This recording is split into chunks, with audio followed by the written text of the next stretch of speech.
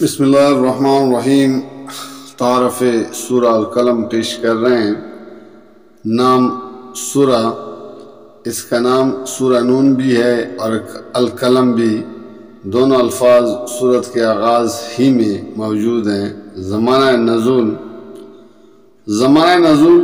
یہ بھی مکہ معظمہ کے ابتدائی دور کی نازل شدہ سورتوں میں سے ہے، مگر اس کے مضمون سے یہ بات مترشح ہوتی ہے کہ یہ اس زمانے میں نازل ہوئی تھی جب مکہ میں رسول اللہ صلی اللہ علیہ وسلم کے مخالفت اچھی خاصی شدت اختیار کر چکی تھی۔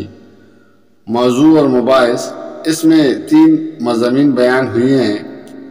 مخالفین کے اعتراضات کا جواب، ان کو تنبیہ اور نصیحت، اور رسول اللہ صلی اللہ علیہ وسلم کو صبر و استقامت کی تلقین۔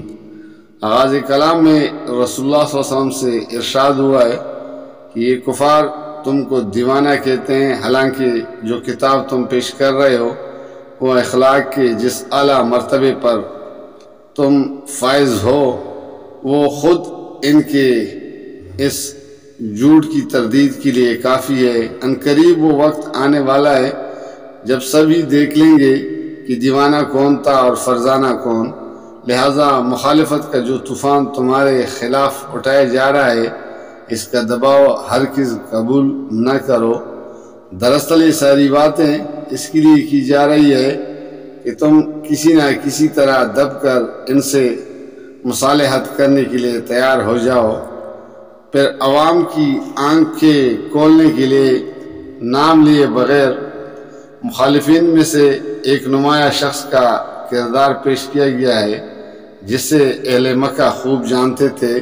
اس وقت رسول اللہ صلی اللہ علیہ وسلم کے پاکیزہ اخلاق بھی سب کے سامنے تھے، اور ہر دیکھنے والا یہ بھی دیکھ سکتا تھا کہ آپ کی مخالفت میں مکہ کے جو سردار پیش ہیں ان میں کس سیرت و کردار کے لوگ شامل ہیں۔ اس کے بعد آیت نمبر 17 سے 33 تک ایک باغ والوں کی مثال پیش کی گئی ہے جنہوں نے اللہ سے نعمت پا کر اس کی ناشکری کی، اور ان کے اندر جو شخص سب سے بہتر تھا اس کی نصیحت بروقت نہ مانی، آخرکار وہ اس نعمت سے محروم ہو گئے اور ان کی آنکھیں اس وقت کھلی جب ان کا سب کچھ برباد ہو چکا تھا۔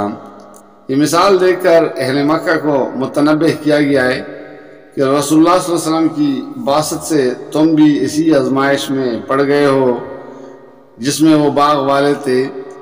اگر ان کی بات نہ مانو گے تو دنیا میں بھی عذاب بھگتو گے، اور آخرت کا عذاب اس سے بھی زیادہ بڑا ہے۔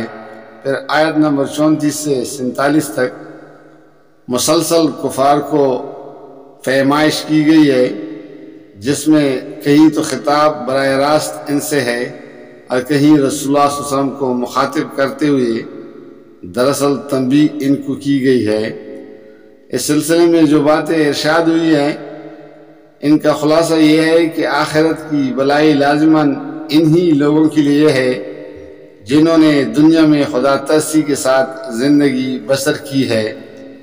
یہ بات سراسر عقل کے خلاف ہے کہ اللہ تعالیٰ کے ہاں فرمان برداروں کا انجام وہ ہو جو مجرموں کا ہونا چاہیے۔ کفار کی یہ غلط فہمی قطعی بھی بنیاد ہے کہ خدا ان کے ساتھ وہ معاملہ کرے گا جو وہ خود اپنے لیے تجویز کرتے ہیں، حالانکہ اس کے لیے انہیں کوئی ضمانت حاصل نہیں ہے۔